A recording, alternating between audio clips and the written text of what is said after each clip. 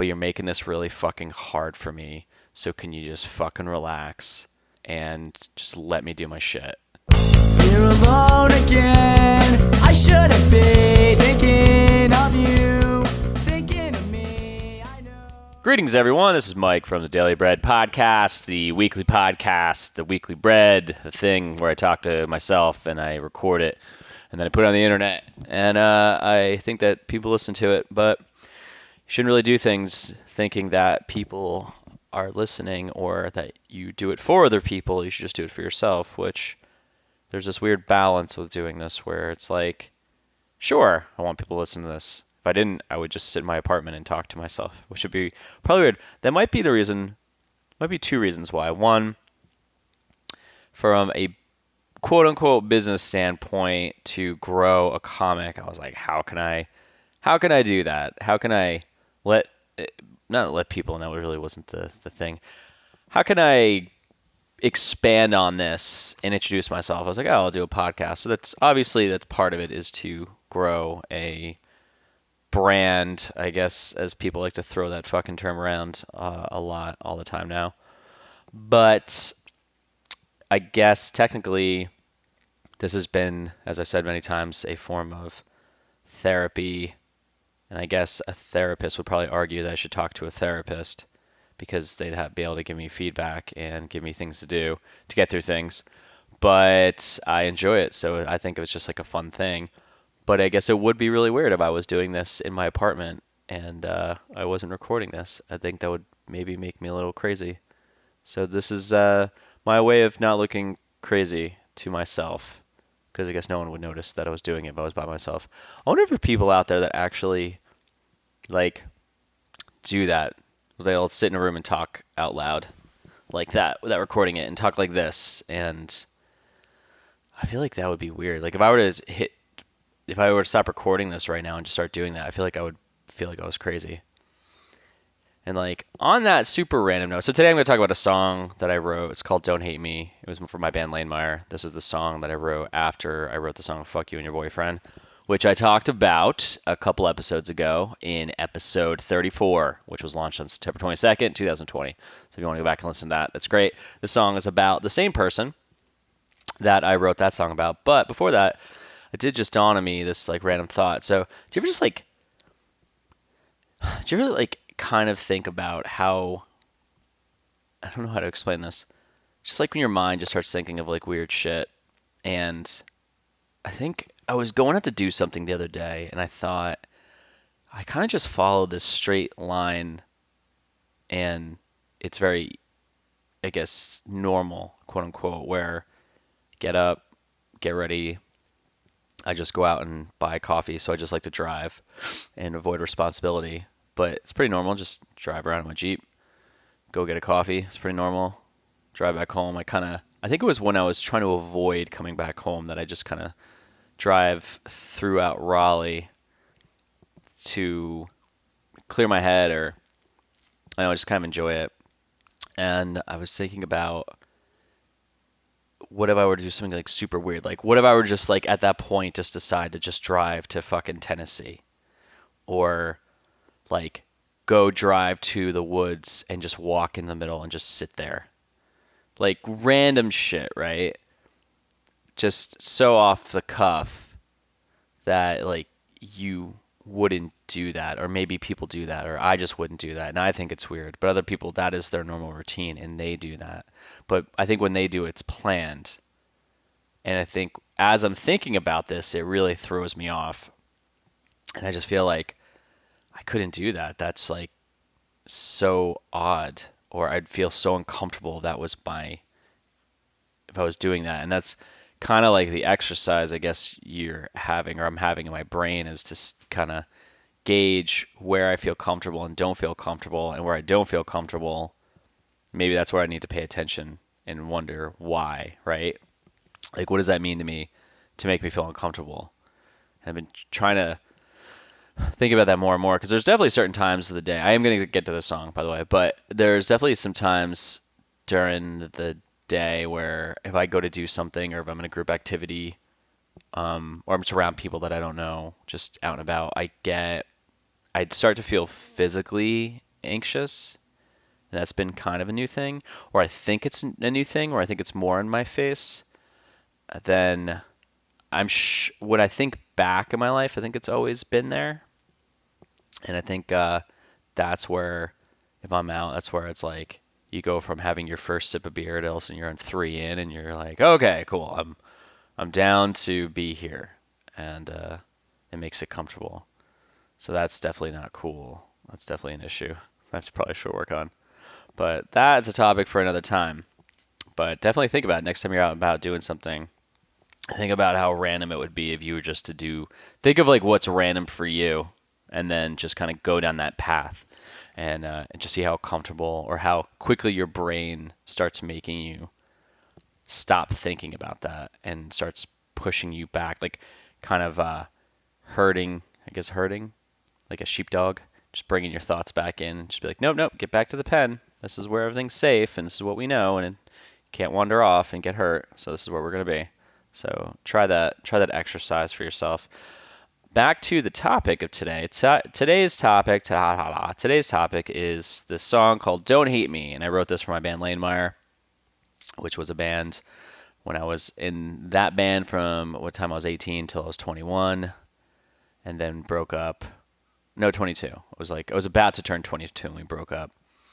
And whatever episode I said it was, the song "Fuck You and Your Boyfriend" was the first song that I wrote and played for that band. And then I don't know how soon after that song I wrote this song, because I think we were just kind of firing songs left and right, and we had opened it up to where the band members, minus our drummer Sean, were all allowed to write songs. And we were right. This is like, I think for any punk band back then, their first couple songs are very fast, and then later on you learn structure and slow things down and make it a bit more interesting. Like the first song, "Fuck You and Your Boyfriend," that's very slow, but it's got just like it's a very poppy, catchy song. This one, I wanted to play with a time signature. Actually, so technically, I guess I did try to play with time signatures, because this song totally does go in this, goes from like super fast and just stops and goes super slow, but like in upbeat slow. And around this time, this is like when I was writing about the girl that I was dating at the time, because I think throughout all of the songs I've written, they've basically been about like not feeling great. They usually are about feeling bad.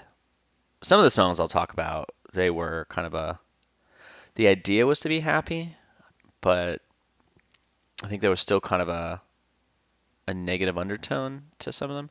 But this song was about the time where it was a mixture of the time I was talking to this girl, my first girlfriend, my first love, if you will. And so it was like expressing how I felt. No, let me rewind on that. I was kind of like taking any moment where I was just feeling kind of blah about the relationship and trying to just take that and throw it on paper, because that just seemed to pour out of me a lot easier. And this song is like a mix of two topics. It's about our relationship, but the main theme is about wanting to go on tour, because we became a band in December of 2018 going into 19. No, 17 going into 18. And by the time the summer came around, we wanted to go on tour. So we had kicked out one of our guitar players, got another one, my buddy Rob, in the band, and we were writing all these songs. And so that was pretty much on top of my mind, because I really wanted to tour. And I think that when I was dating her, she was in Purdue, so she was in Indiana and I was in New Jersey. So this song like popped out because I wanted to go on tour, and I think she was like kind of bummed about that, if I remember.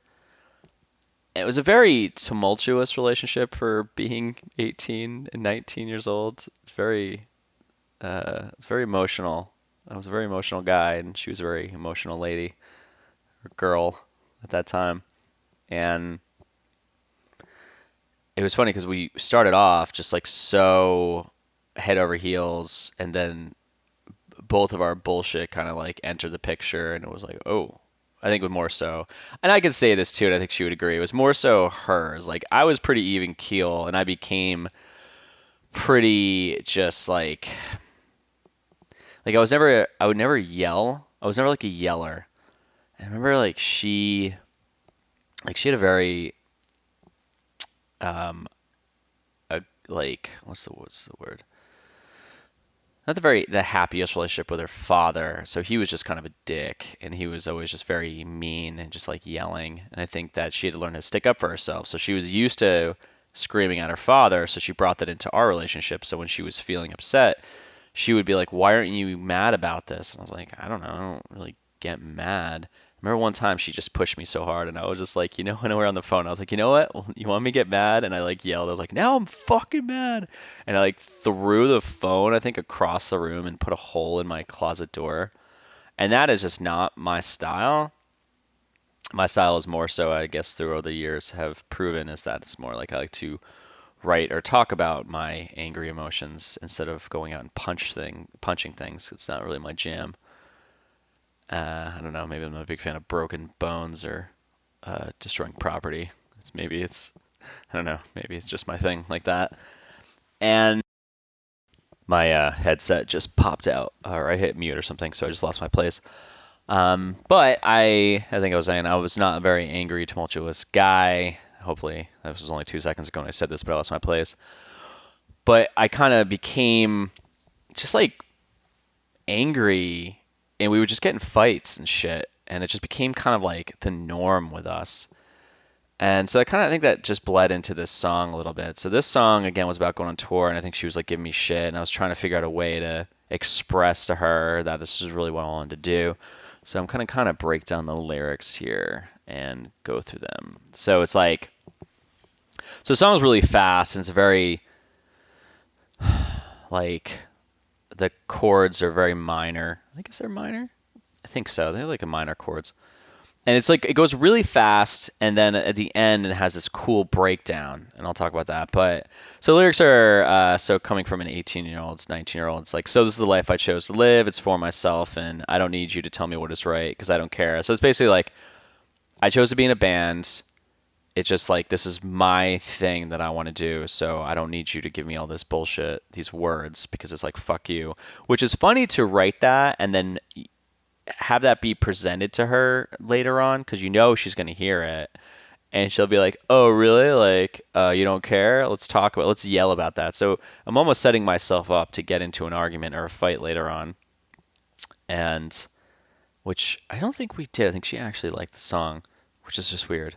But so then it does that, and then when so I just kind of like it stays with the verse, and it's like this is all I want, and then Chris, who was the other singer, he backed me up and said like this is all I want. So it kind of created like it threw in like gang vocals, kind of like I don't know at the time I really thought about it, but I guess if I break that down, it's like I'm saying it, and then it's kind of enforced by kind of it's almost like the background is just concreting it in with its echo. It's like just yelling it out into the world, like this is all I want, and it's like this is all I want. It's just like echoing, or it's coming back to me, and it says this is all I need. It's just like really just being in a band. It's all I need. I didn't want to go to college. I didn't want to be in a job, like work at a job. This is just the simplicity of being in this band is all I needed, and just wait for now, leave it up to me. Really meant like just trust me on this. I think this is going to be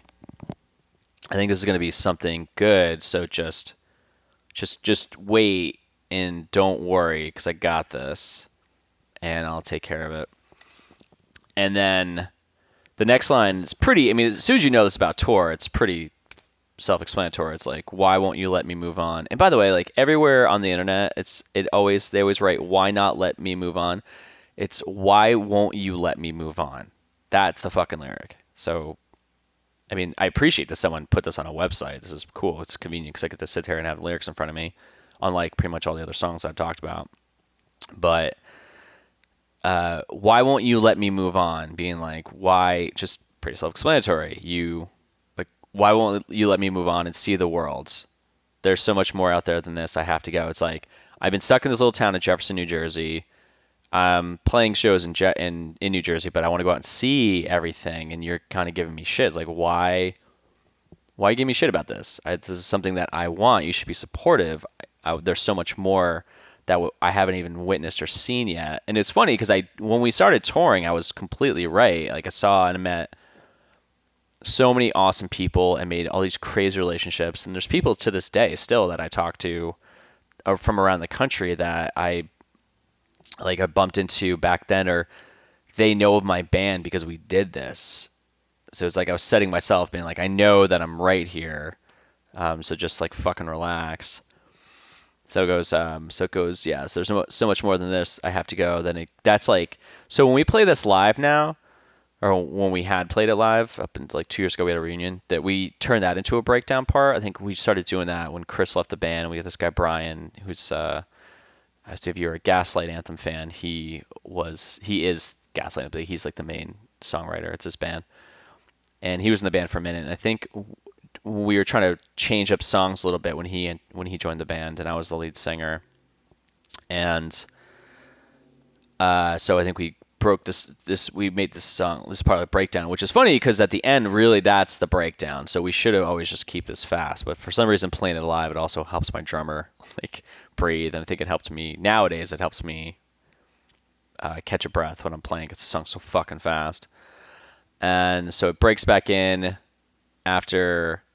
There's so much more than this. I have to go. So now when I say that I have to go, everything stops, and I say I have to go. Then it's like goes back to me fast. Like, don't hold me back.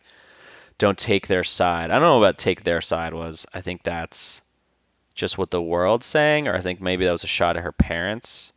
I think at the same time her dad never really liked me, which is, I don't know why. Her parents fucking love me. It's true. But he didn't like me, so it was like, don't take their side. Just wait it out, leave it all inside. Like, just wait again, leave it all inside. Like, leave all this fear and doubt inside.